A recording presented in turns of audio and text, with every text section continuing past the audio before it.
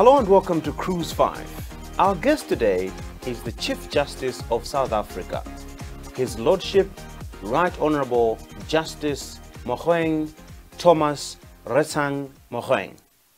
Welcome to Cruise 5. Thank you. I always get curious when I meet people with two names that are the same literally, Mogoeng Mogoeng. We also had Boutros Ghali. Yeah. How does that happen? How would you be Mogoeng Mogoeng? Well, I never asked my parents and my grandparents. I suppose it's tradition. Yes. I assume when they signify the confidence they have in a child to make a difference in the clan or in the tribe, Yes. then they will double the name to say you have a double responsibility to excel on behalf of your people. That's an assumption, though. I never asked. That's quite deep, though, because as it turns out, you have done just exactly that, Mogoeng Mogoeng, and your name is quite peculiar. I'm sure a lot of people find it difficult to pronounce it. Do you ever get some funny pronunciations when you go in different parts of the world? Even in South Africa, Yes. I remember attending one cattle auction. Yeah. And the owner of the cattle called me and said, Mugu, Mugu, Mugu, Mugu. I did not know who he was looking for. Yeah, like, okay. Until he came to me and said, oh, there you are. I'm not Mugu Mugu. Even Malawians must find it extremely difficult to pronounce this name. And I was asking my friends how they would pronounce it. Someone would call you Mohone Mohone. And if you were a Malawian, then you would possibly be somebody who comes from the northern region of the country, and Nkarabe. So if you ever decide to come and settle in Malawi, maybe Nkarabe is a place of choice. Mohone Mohone. But Mogoeng Mogoeng is the name, and he is the Chief Justice of South Africa. No ordinary man. As I understand, you were the 2017 South African Man of the Year? Yes, sir. Tell us more about that. Well, I really can't tell you anything because I wasn't even aware I had been nominated. I remember I was in Japan when officials in my office came to me and said, we're going to vote for you. I said, for what? What is it that I need to be voted for? And they said, you've been nominated for the South African of the Year award. I said, how does the process work? I didn't know. When we got home, the results were out, and I was South African of the Year. Fantastic. I only got to see the motivation for the nomination much later by somebody that I had never met before. Wow. Yeah. I think that must be quite humbling. Because when you're doing your work, you are just doing it because you think it's the right thing to do. Absolutely. But to have people acknowledge that and even bestow upon you that honor, I think it must be very humbling. It is indeed. Let's talk about where you're coming from, because now you are a very prominent figure in South Africa. But obviously, I don't think you grew up like that. Where exactly do you come from in South Africa? I come from a village, a very small village known as Kofikral. I grew up a head boy. Over the weekends, I would have to go and look after my grandfather and my father's cattle, goats and sheep. Even after school, I would have to walk or run some 7-10 kilometers from the village to the cattle post. Wow. Come back in the evening with the rest of the boys.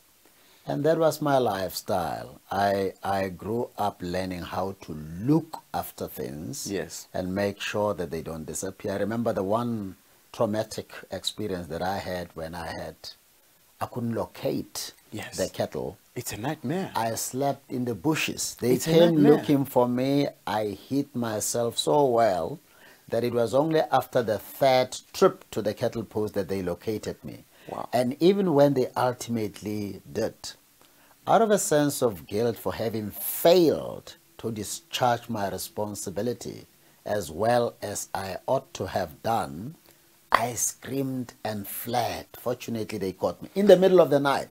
Could easily have been around 2 a.m. Oh my goodness. Yeah. But I'll tell you what, in Malawi, someone who manages cattle or a goat herd or people like that are very naughty young boys. because it's out there in the wild, tending after the goats and the cattle and everything. And it's easy for fights to break out that side. How was it like in your time? Well, fights were compulsory. Yes. I mean, what they would do is the elder boys Yes. would scoop loose soil, Yes. extend the hand to you, extend the hand to the other and say, Small this world. man has insulted you. How do you Now, want to if settle it this? is the one you're afraid of, you wouldn't want to tip over the soil, but they would do it for you. and the fight would then Either start. way, you would have to fight. You so have- this wasn't necessarily a way of... Absolutely.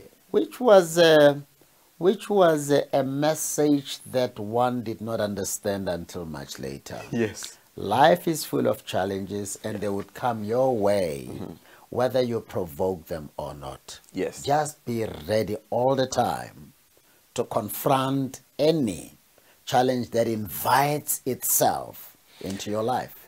Someone was saying, naturally, that would be looked down upon, oh, you're just a godhead or something like that. But in a way, it prepares you, as you put it, for tough choices in life.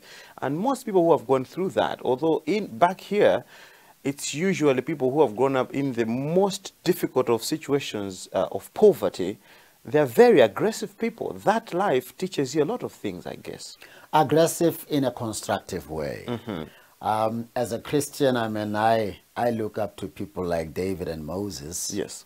Whose responsibility was to look after things, after animals. Yes. And there are so many lessons that you draw from there. It teaches you leadership skills. It teaches you selflessness. Yes. There's a lot of sacrifice that goes into looking after animals when other children are out playing. You know, it gives you a sense of responsibility. So those are some of the lessons that I've picked up and that have worked well for me. Should I take it that your parents were well off, that they had so much cattle and goats and things like that, and that you never grew up in need? On the contrary, the animals were not as many as you were tempted to assume. We were counted among the poorest in our village, so poor that I tell the story quite often. The first time I wore long pants, they were old, and they were of a girl donated to my aunt by her employees. She was a domestic worker. But the desperation just to find myself in long pants caused me to wear these long pants without any pockets, and I was a joke in the whole village. That's what I was going to ask, if everybody knew that they were ladies' pants. I didn't know they knew. And you had never put on long pants anyway. What difference could I make? They're long pants. Absolutely. This is hilarious, but it's sad at the same time. It is. Something that everybody takes for granted, I guess. And your family, how big was it? How many children? Well, altogether 8, 5 passed on, and 3 remained. We see you growing up in very difficult times in South Africa. That's possibly at the height of the apartheid regime. Just paint us a picture what life was like in those days. Wow, one of the most painful experiences I had, which probably propelled me to want to be a lawyer so that I could contribute towards the attainment of justice, was an experience I had with my maternal grandfather. Yes. We were out at the cattle post next to the road, and then came the police, 2 policemen, and they asked him for one of the instruments for persecution in South Africa, the ID book. It was called Dom Pass. Yes. Called Dom, which means stupid or foolish. You know, it was for the foolish people. And African people were regarded as foolish people. Yes. So they said, where's your Dom Pass? He said, it's at home. Home was closer to where we are than prison. But they chose to pick him up. Instead of taking him home to verify Get us your pass. whether it is there or not, they took him to prison. They locked. I was crying. I couldn't believe even the humiliation that went with how they pushed him into the back of that van as if he was resisting. Yeah. I was so traumatized. I had to go home to tell them that Grandpa has been picked up by the police. and because he didn't have that document to identify himself with as a black South African. So those are some of the challenges that I went through. You could be beaten up anytime, anywhere, yes, by any cruel white person who was itching to beat something. They would just go out and find the next vulnerable black person and beat you them up, call the police and say you are the one who beat them up. Even if you were bleeding, you would be the one to be arrested. It was a truly oppressive system. What I often struggle to understand is why it took so long for this system to end, because the rest of Africa, around 1964, 1960 something, they're busy getting rid of the colonialists. It stuck for quite a while in South Africa. Well, I can't claim to know all the reasons, but a few that immediately come to mind are: one, it becomes relatively easy to get rid of anything evil if superpowers support its ending. Now, it's an open secret that the United States of America, the UK, and a number of superpowers supported the apartheid system. Two, you don't easily relinquish what is most beneficial to you. That's true. South Africa has a lot of wealth in her belly. Yeah. And there was a realization that true freedom could be prejudicial to the vested interests, not only by some in South Africa, but also by many outside of South Africa. So for as long as that treasure was available to them, it had to be, the system that facilitated its availability had to be maintained or kept in place. And also the machinery that kept it alive, that kept the system alive, was very strong. Yes. Very strong indeed to overthrow that easily. Our guest today in Cruise 5, the Chief Justice of South Africa, His Lordship Mogoeng Mogoeng. And we also like to talk music on this show. Do you like music? I do. Do you have time to listen to music? I listen to music when I travel. Yes. Wherever I travel in a car, yeah, there's music playing in my vehicle. And what kind of music is this? Gospel music. Ah, gospel music. Yes. We'll get to talk more about that because I understand you're also a pastor. I am. We will talk more about that, but for now, let's take a break and listen to some music.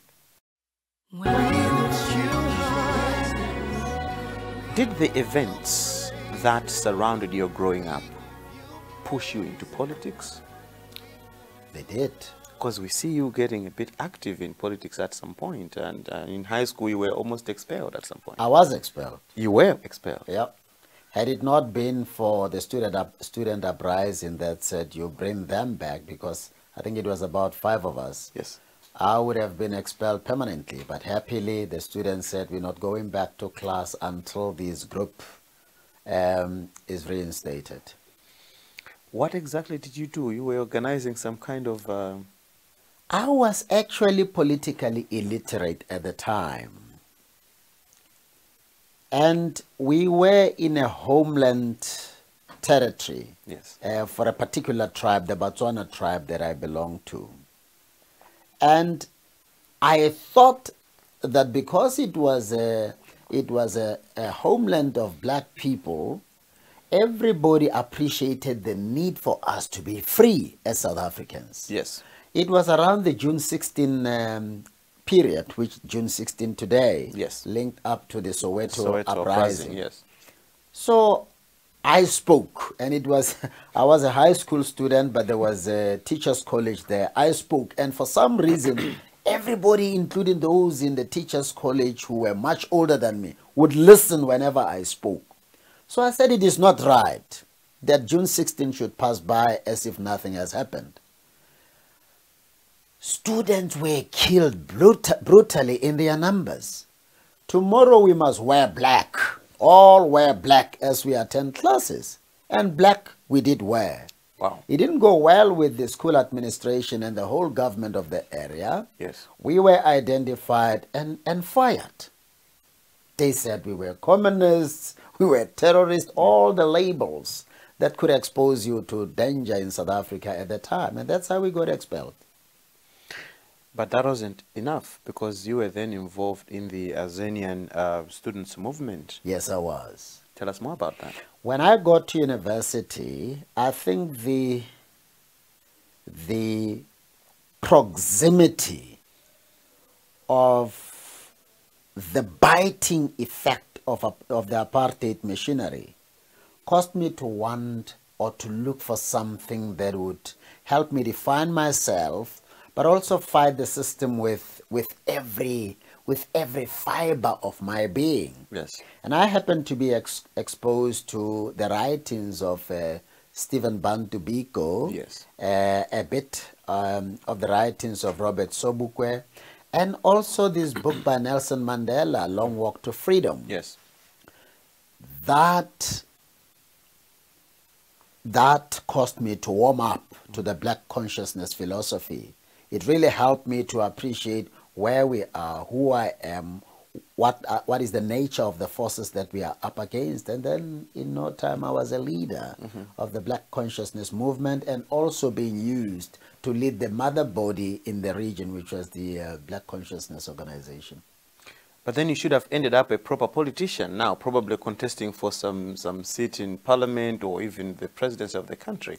But I think at some point you took a different turn. Well, I did. I pursued law and went all the way. What people don't know about is that, not all people know about, is that even when I was working for government, one of my political assignments was to collect freedom fighters at the border of Botswana and South Africa in the middle of the night, and have them sleep in my house, breaking the law as a lawyer. It's a no-brainer, because, I mean, looking at your past, people should have known.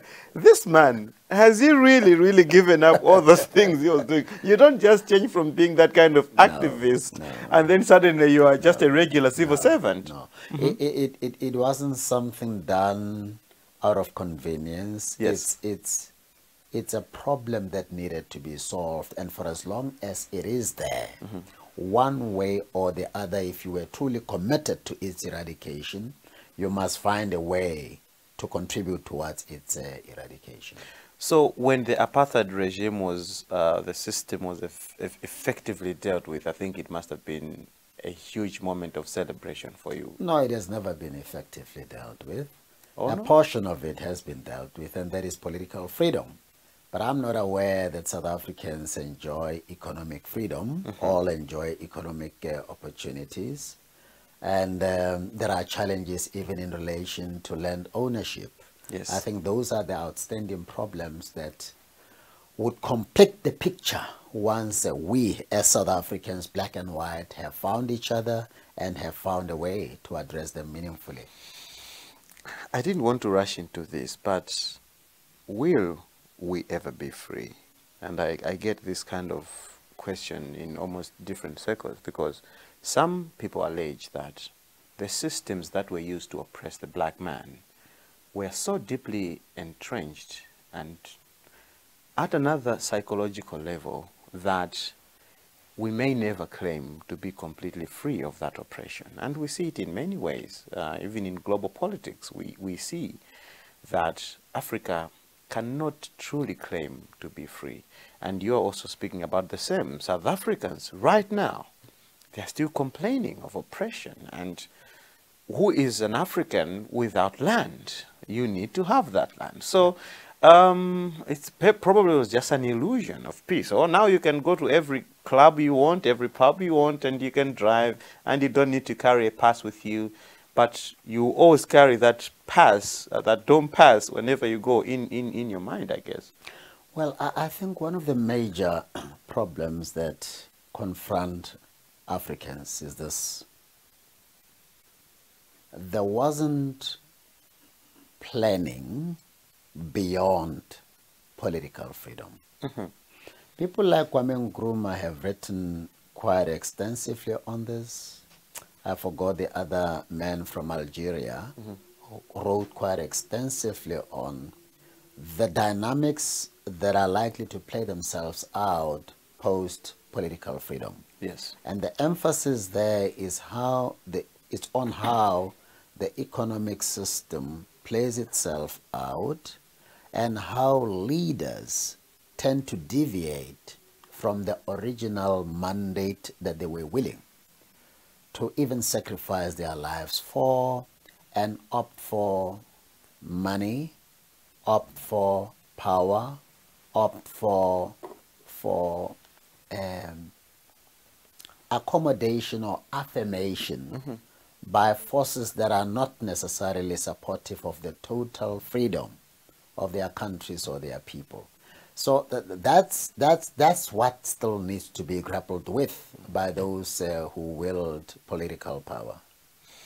Let's take a break and listen to more music as we continue talking to our guest today, the Chief Justice of South Africa, His Lordship Mogoeng Mogoeng.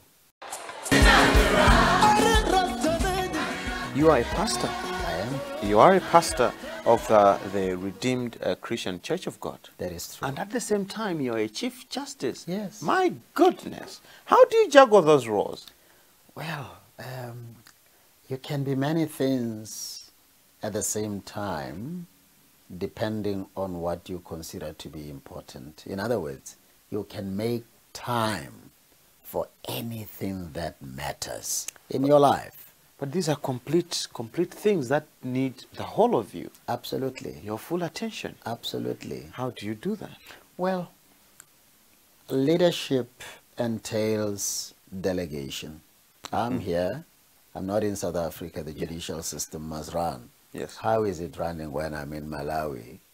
It is because I have colleagues that I trust with the capacity to have done what needs to be done, and I'm here. I relate to colleagues from this point. Similarly, in relation to my ministerial responsibilities, I'm a pastor in charge of an area. Now, that's a total of some 6 parishes that I'm responsible for. And each and every one of them have got somebody who can assume the leadership responsibility in my absence. And God has a way of releasing extraordinary capabilities on those that are willing to serve, not for the sake of recognition, but for the sake of the good of all others.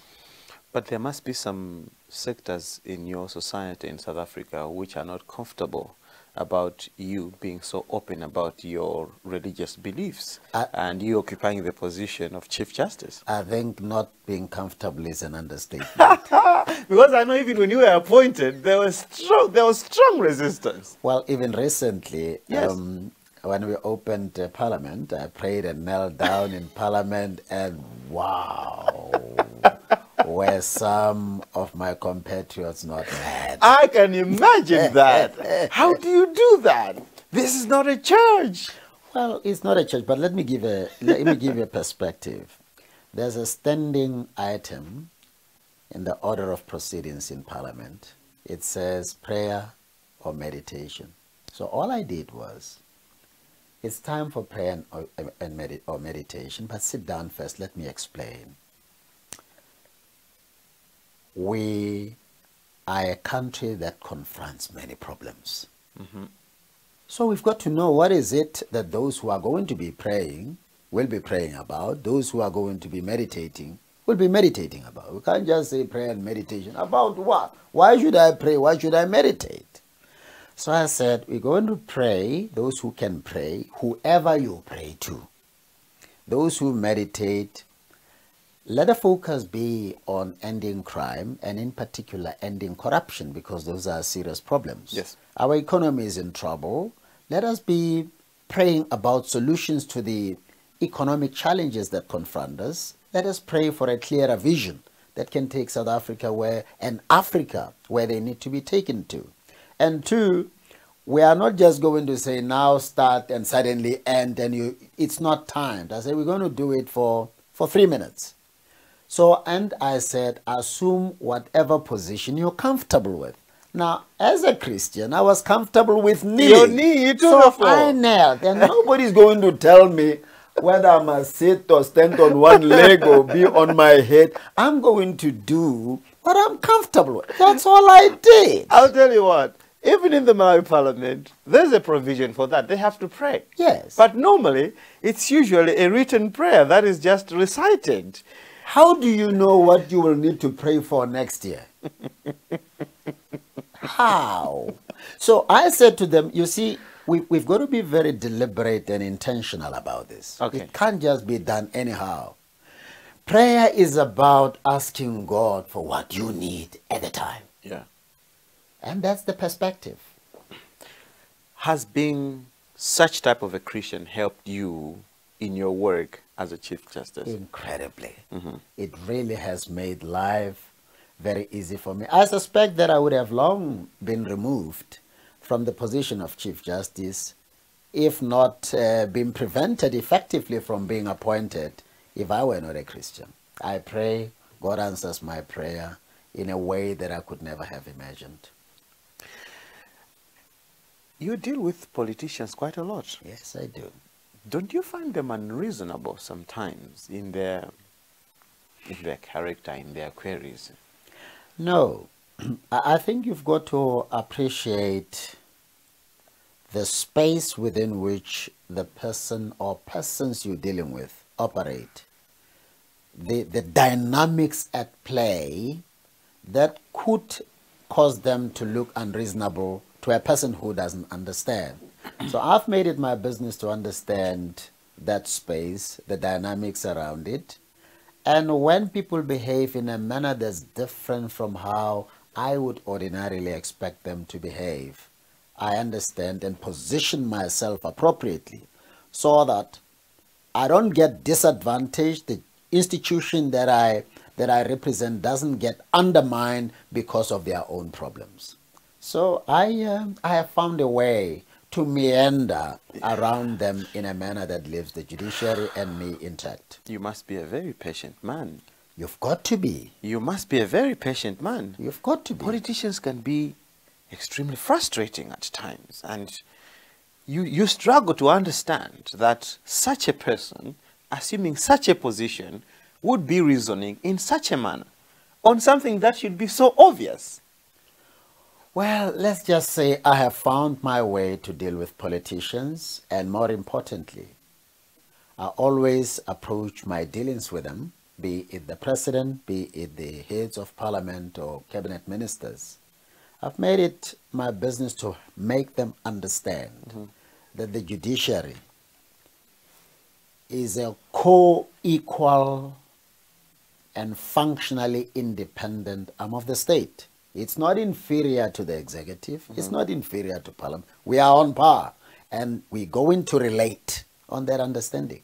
So whatever they do, whether they accept this reality or not, but at least they understand this man moves from this premise. The judiciary cannot be undermined, because if it is, it will never be able to carry out its constitutional mandate properly. It will be dictated to.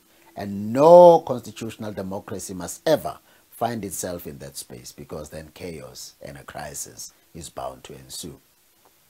Well, we'll talk about chaos and crisis at some point, because one gets a feeling that Malawi is currently going through that, and there's deep-seated reasons why we are in that situation. But let's go back to South Africa and the kind of society that you have. It's a fragmented political society, and I think it must be a bit challenging, I think, to execute your duties, because whatever position you take, there's going to be a large population that doesn't agree with you, but somehow you still have to manage, you have to juggle all those roles. I think a judge must understand what his or her responsibility really entails. It's never to please anybody. It's never to keep your ear on the ground to check which way the wind blows so that you can toe the line. It is never to seek to be populist. The total package is some of your decisions will be praised, others will be condemned, but whatever the case may be, in line with your oath of office or your affirmation, just do what the Constitution, the law, and the facts command you to do. That way, you'll maintain your integrity and the confidence without which no judiciary can survive. You will continue to enjoy from the public. They may not like what you're saying, but they will say, but we hate this fellow, but he's a person of integrity. There's something about the truth, though. Yes. When you say it, it's the truth. And even if people choose to disagree with it, deep in their mind, they know that this is the truth and this is the right thing.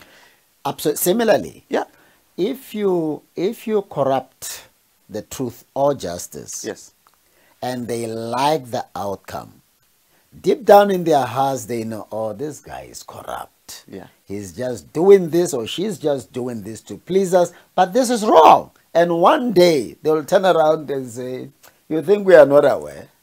You were just trying to be populist. You are just trying to enjoy positive media coverage or praises from the winning politicians or parties, but that was wrong. And they will articulate the reasons for saying that you are wrong. People are not fools. They do know. They know. They know. Well, that's a message to you, I guess. It's you can never cover the truth long enough. It's got a way of coming out. That is true. I feel like taking a break now because this is just making me go crazy. So something to calm me down. And our guest today is the Chief Justice of South Africa, His Lordship Mogoeng Mogoeng. Some more music in Cruise 5. Malawi is going through very interesting times, and I know that you must take particular interest in what's happening now. And my God, there's so many things that we can talk about. But let's start with this. Should the courts be used to determine the results of an election? Should it have a role in that at all? I believe so. You know, I've just this past week stepped out from the position I've been occupying for the past 2 years, and that is the presidency of the body that represents the highest courts in the continent of Africa. It's called the Conference of Constitutional Jurisdictions of Africa. Now, one of the responsibilities that we have agreed with the African Union that we go into shoulder as that body is to make sure that constitutionalism, which entails the electoral processes, the rule of law, and judicial independence are respected and enhanced. And that was necessary because there's been far too many incidents of electoral fraud, rigging of elections, and so on, yes, notwithstanding the fact that judges do get involved. So the idea was to strengthen the judiciaries of Africa so that as they adjudicate on the elections, there is credibility, there is fairness, there is justice. Now, what we seek to do as this body is to identify the corrupt ones who will be pandering to the wishes of corrupt politicians, yes, being judges though, just so that they could either be praised or be given this or the other benefit or be considered for promotion in due course. Our position is those people must be exposed because they are corruption practitioners masquerading as administrators of justice. It discredits the judiciary of any African country to have fraudsters pretending to be judges. So, as a matter of principle, it is right that the judiciary be involved, but the judiciary must be restored to its original position, a credible and truly justice-driven institution comprising men and women of integrity. As a voter, I feel desperate sometimes because there's always the question of who polices the police. And when everything is messed up and we're looking for justice, we go to the courts. Yes. And we hope that the courts are going to deliver justice. That is true. But who is there to tell if the courts are not delivering justice or not, because then I guess there's no point in the whole of this thing. And this is not without precedent. Even in Malawi, there have been those statements uttered by senior officers of court to say, we may not be as independent as most people would like to believe we are. Well, I think one is the responsibility of the leadership of the judiciary to identify those in their midst that are corrupt, and that is on the assumption that the leadership is itself not corrupt. Two, the organized profession work with the courts on so regular a basis that they are able to spot corruption or injustice whenever it rears its ugly head. And three, I think civil society and the media are critical players in exposing any corrupt activity, any injustice by the judges. The problem lies here. We confuse respect with covering up for injustice. You are not being disrespectful when you say to me, Judge, but what is it that you were doing here? It doesn't seem to square up. This appears to be wrong. You've got to send... I receive questions on a regular basis about me and other colleagues. Yes. People questioning the way we do things. I think the media, I think academia, I think the organized profession, NGOs must see it as their responsibility. The Church of God must see it as their responsibility when they know something that they can back up with evidence to say, but this person doesn't deserve to be a judge because of this, that, or the other reason. And let impeachment processes begin. What is the point of allowing people to stay on as judges when you know that they don't deserve to be there? I believe that, as is the case in South Africa, there are structures, there are mechanisms for preferring misconduct charges against judges here, so that any one of them who doesn't deserve to be a judge must go through the process and be taken out. In trying to resolve this, maybe we go back, and this started with the issue of elections and how credible an election can be, and in such a case that it's not where you refer it to. But in Malawi, we had a monumental debate not long ago when we were looking at how we elect our leaders. We used the first past the post system, where if you get 35% and I get 34% of the vote, then you automatically become the leader. And there's been debate as to how this sits well with political pluralism that we must have. We tried to introduce what we call the 50+1 bill, where any winner must be accepted by more than 50% of the voter or the population, essentially. Should we say this is a debate we must be having, or maybe we are okay with the kind of system that we have, first past the post? Well, let me begin by saying it is always open to any nation to do what they believe would best advance their interests. And it ill behooves me as an outsider to be understood as seeking to prescribe to Malawi how to deal with its own challenges. But the curious thing is, back home in South Africa, a system was introduced in terms of which a student who scores 30% is regarded as having passed. Somebody who has failed 70% of what they are supposed to know. And I think in South Africa it will be a bit of a challenge to say somebody who scores 30%, 35%, 40% or 45% has secured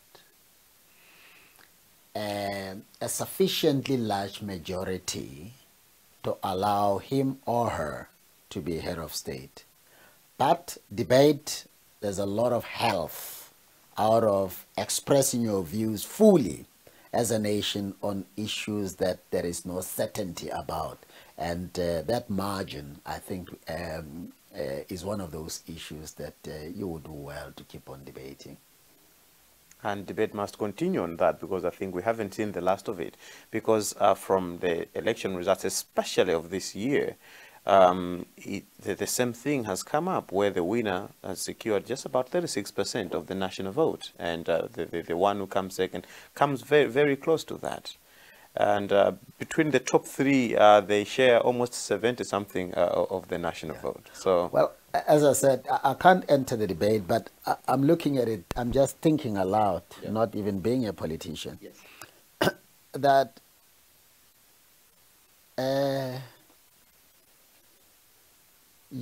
with that system, you have the possibility of the opposition comprising the majority.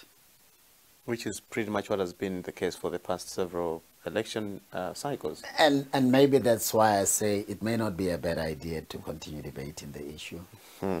What would be the most judicious measure of checking transparency in an election? Because I think for now, there has been a lot of debate about how transparent an election was and how credible and fair it was, but with some sectors of the society feeling that it wasn't possibly the most transparent way of doing an election. Well, I think there are queries about the credibility, the fairness and freeness of elections all over the world. You would recall it was a position in America not so long ago. Even the last elections, there was a query. But what seems to work, and I can only refer to South Africa as an example, is the involvement of all political party representatives at every level. Yes. In other words, there is never a stage in the electoral process in South Africa where the handling or the counting of the elections is left to officials alone, or to officials in a certain political party. All parties, however small they may be, are allowed to be there to see for themselves whether the counting and the tallying happens in line with the numbers that are available. Yes. And that would be information, the process that is followed from a polling station, a voting station, all the way up to the provincial structure and then to the national structure. So you're able to track down the elections all the way up to the end. It's not perfect, but at least it does give even losing parties a sense that there was a measure of transparency that suggests that by and large there was fairness and freeness. Let's take a musical break now as we continue talking to our guest in Cruise 5 today, the Chief Justice of South Africa. Your Lord, some people would describe you as a hopeless idealist when it comes to the issue of corruption, and I know you're very passionate about corruption and ending corruption and having just system. Will it ever be achieved? What breaks the jinx? Where do we start? What is it the system? Is it the man or the woman on top of the executive, the one who decides to change the system? Is it the people? Is it a revolution? Will we ever get rid of corruption? But let's start with looking at what your understanding of how corruption affects the ordinary person is. How evil is it? Well, corruption destroys the image of the country, disincentivizes those who would have invested from investing, takes away the budget that was meant for the development, the well-being of the populace into the pockets of the corrupt. It takes away schools and medical facilities and medicines from those that need them the most. It leads to death. It leads to instability. It breeds crime of another kind. Crimes of violence, so that you can take from others by force what you would have had peacefully had your government been as caring as it ought to be. How do we stop this? It begins with an individual. Mm-hmm. Once we appreciate the power of one, the power of an individual, as was manifest in the life of Mother Teresa and the life of Martin Luther King, then we will appreciate just how powerful we are as individuals and what kind of change agents, what kind of catalysts we can be. I'm an individual, I'm here. There's a circle of influence that I impact. I interact with so many people. Just imagine how many people I can influence positively against corruption if I never stop thinking about it and therefore developing ideas, strategies, or solutions to ending corruption. What if you do the same? And as we influence those that we work with, they will influence others within their respective circles of influence. At some point, it becomes a shameful thing to be a corruption practitioner. But ultimately, all this will culminate in the top leadership of a country, the top leadership in business and other state-owned enterprises being anti-corruption. Mm-hmm. Anti-corruption. In other words, those that lead, those that must provide leadership, will end up being those who hate corruption. And once the leadership is right, nobody under them will find it comfortable to be corrupt. And some people extend that by saying the kind of leaders we have are a true reflection of the kind of society that we are. And that worries me, because when you look at Africa as a whole, and even its individual countries, we don't seem to have a philosophy that we believe in, and the way we are bringing up our young, we don't impart in them values that we want to see. Well, that's part of the challenge, but not Africa as a whole. Mm-hmm. I mean, the Prime Minister of Ethiopia has just taken over, mm-hmm. and is a man who hates corruption with a passion. Mm-hmm. And the impact of leadership began to manifest within 6 months, within 12 months. The Prime Minister, the President of Tanzania, yes. Magufuli, you may not agree with everything he does. The President of Rwanda, you may not believe with everything he does. But the bottom line is, those are they provide profound lessons of how corruption can be ended, and that it can actually be ended. African countries can be effective in doing the good that urgently needs to be done in their respective countries if only the focus could shift. But more importantly, if only you can get the right leadership that hates maladministration and corruption and are committed to good governance and the well-being of the citizenry. And I think this also goes back to the issue of strong governance institutions. And absolutely. When you look at a country like Malawi, you look at the puzzle, all the pieces are right there. It's just that they don't seem to be fitting at all. It's like a jigsaw puzzle. And you say, well, we have what we should have, but it's not doing what it should do. Well, systems, plans, and institutions do not operationalize themselves. Mm-hmm. Their effectiveness or failure is going to depend on who drives them. And if you have an ineffective leader, a directionless leader, he or she will appoint just about anybody they like, regardless of whether they have the capacity to implement what needs to be implemented or not. Mm-hmm. But if you have a visionary who is truly committed to the well-being of the people he or she leads, meritocracy is going to be a key consideration, and those that have the capacity to do what needs to be done will occupy positions of responsibility, and that way the nation will begin to move forward. It's interesting that you should be talking about meritocracy, because I think that's what China does, which I don't think is what we're doing in Africa. In most countries in Africa, we are stuck with democracy, and it's just the popular vote. Who do people want most? We don't really spend time to scrutinize the people that we put in power, I dare say.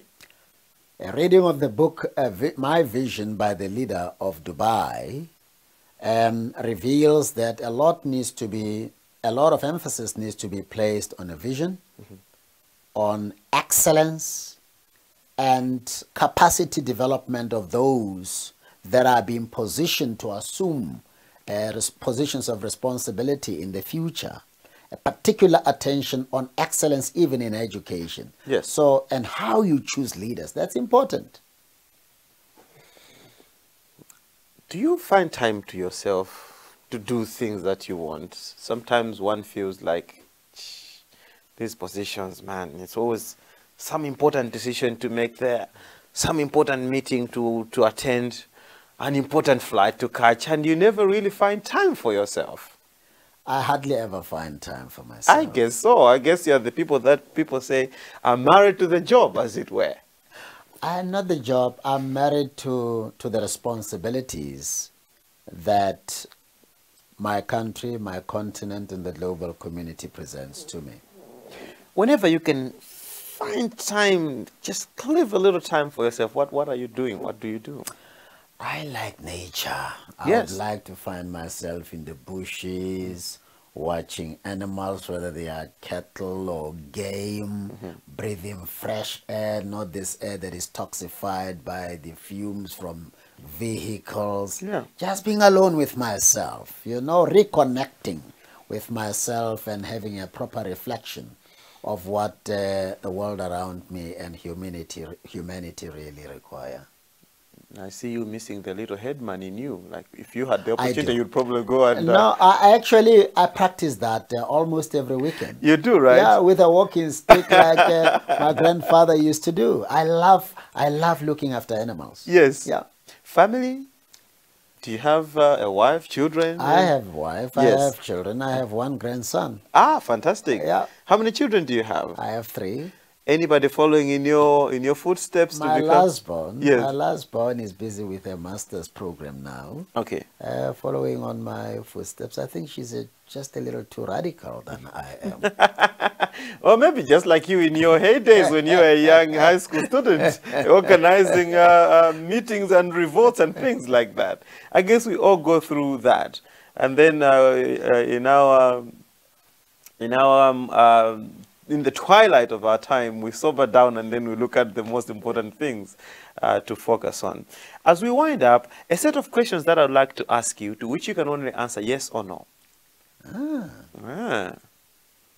Something that your profession doesn't usually like, but you make other people do. But these are simple things, not what you do when you're cross-examining people. So I would like to start by asking you your full name. What is your full name? Mogoeng Thomas Reza Mogoeng. Do you have any tattoos? No. Do you have any piercings? No. Do you have children? Yes. Have you ever shot a gun? Yes. Have you cried over someone?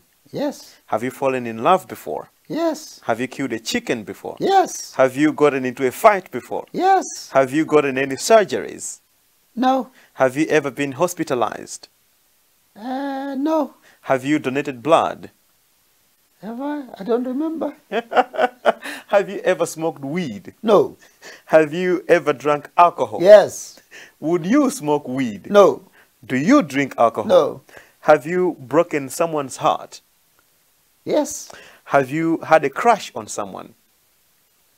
Don't remember. That's okay. That's acceptable. Do you have any political ambitions? No. No, I guess we end it there. Your Lord, it's been a pleasure talking to you. Thank you. I wish you all the best. Thank you so much. And continue the very good job that you're doing for your country. Thank you. It's very commendable and envied around here. Thank you. Thank you so much. Thank you, sir.